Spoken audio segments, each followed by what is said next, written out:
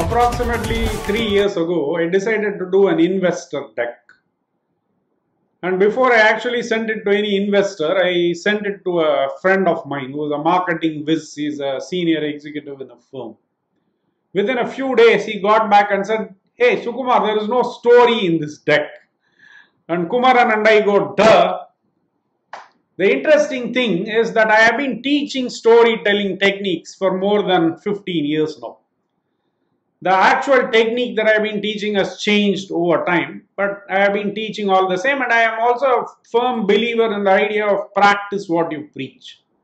So how come I didn't internalize the importance of storytelling in my own investor deck? Very curious, isn't it? So I went back to my favorite example of exercise.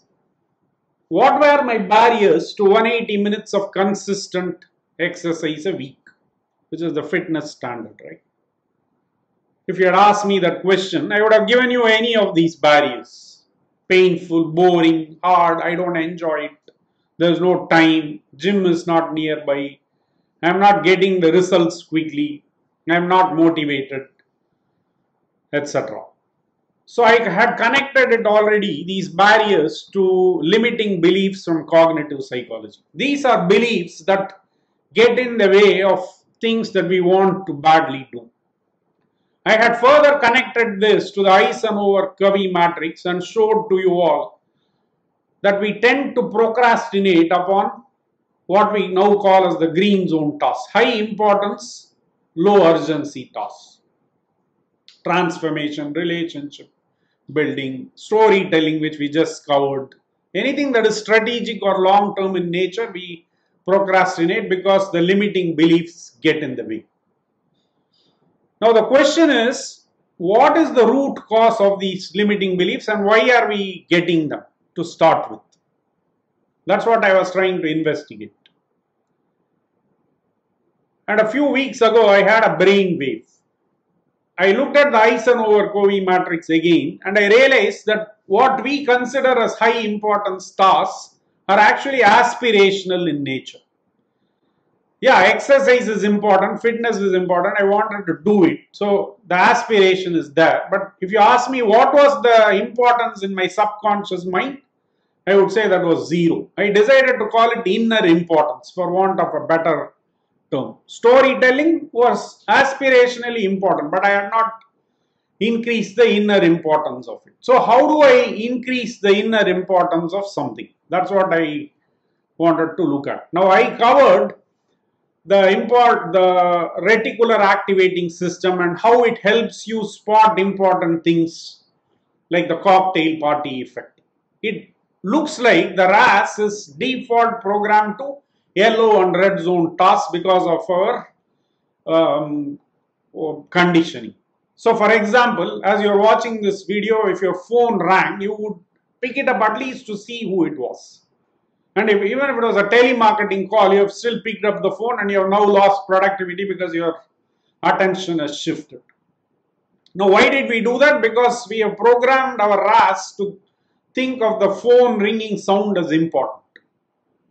Similarly, let's say you decide to do exercise and your inner importance of exercise is not that high enough and you see a food or you go something interesting going on TV, you would do that instead of going to the gym, right? So this is how the lack of programming of the RAS affects. Through another lucky accident, I had come across Professor B.J. Fogg's Tiny Habits method in the year 2012. And I started simply with a tiny habit, 2 push-ups after I brush my teeth every morning. And that took me all of 2 seconds. All the excuses that I had in my head, it's boring, I don't have time, I am lazy, all that didn't stand a chance with this method. And within 355 days, I surprised myself by doing 50 push-ups at one go, which I did even today. In the last 7.5 years, I have done 106,725 push-ups. Now, if someone had told me that one day I will do 100,000 push-ups, I would have dismissed that as a cruel joke. But today it is a reality thanks to the Tiny Habits method. The beauty of this method is that I could do it right next to the hotel bed when I was traveling, or I have the unique record of doing it on an international flight.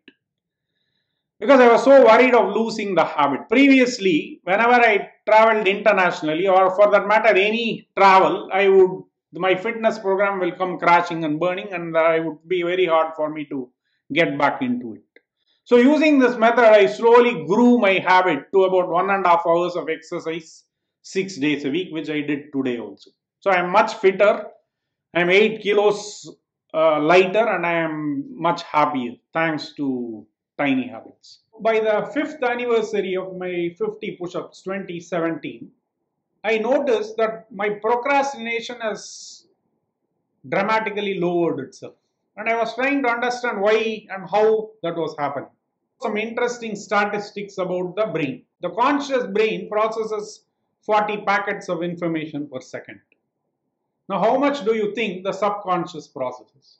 I fell out of my chair when I saw in his book that it processes 11 million packets of information per second. So you can say our conscious brain is like a snail and the subconscious is like the rocket ship. Whether or not you believe in these numbers, it's quite obvious that the subconscious is exponentially more powerful.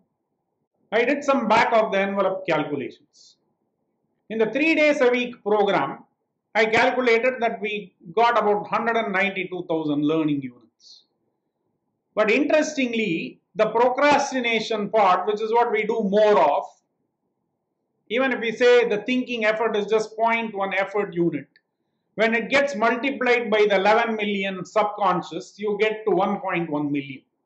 Which is why it is harder for us to beat the procrastination thing. It is much, much stronger. It's a subconscious process. But interestingly, in the case of Tiny Habits, even though it is only 1 effort unit, it is a subconscious process, and hence it becomes 11 million. It becomes exponentially stronger than the procrastination. This is why I was able to do this better, and I decided to call this Tiny Grit. Now, I was talking to Kumaran about it, and he came up with a great idea that this procrastination thing should be called Tiny Demon. And you can see here that the Tiny Demon has learned how to ride the rocket ship, whereas we are still stuck in the conscious zone, 3 days a week and so on. So Tiny Habits helps us build this tiny. I decided to research this further, and at first I thought that marathoners and other people who do regular exercise would have more of Tiny Grit. I interviewed a lot of marathoners, friend of friends and so on, and it turns out that all of them procrastinate. That's what made me realize that the habit needs to be fine-grained or tiny. It looks like marathoners are building some other neural circuit and not Tiny Grit. Maybe they are building the grit, which is a bigger thing. I was taking things for granted, but using the gratitude prayer in my family and the gratitude circle in my firm, by repeatedly doing it in front of a group, I was able to change that behavior. Fitness, I'm doing the Tiny Habits fitness, talking about it, working in groups, so that, and journal it, that has improved. My eating was interesting. I used to think of myself as a foodie as well as having a sweet tooth. So that gave me the license to overeat food and also consume any number of sweets. So by journaling my weight, again by talking about this to groups and so on, I improved my behavior. Storytelling. In the last 2.5 years that I've been doing this TMT series, because I made a commitment to the audience in LinkedIn and Facebook that I'm doing it for, and I do it consistently every fortnight. Some days I stay up past midnight to get it done. So in my subconscious brain, the inner importance of storytelling has dramatically increased. So now whenever I make presentations, I think about storytelling. Because for me to do the TMT series in short order, in a 3-minute time, I needed to use storytelling. So that's how I have reprogrammed my RAS to increase the importance of storytelling. So the mantra to bear in mind, which I covered last time, is Vijay Bhav. What I group journal about, I bring about. Now, luckily enough, our app Magic Spark is a group journaling app, and many of our mentees report similar improvements and changes in their mindset and so on.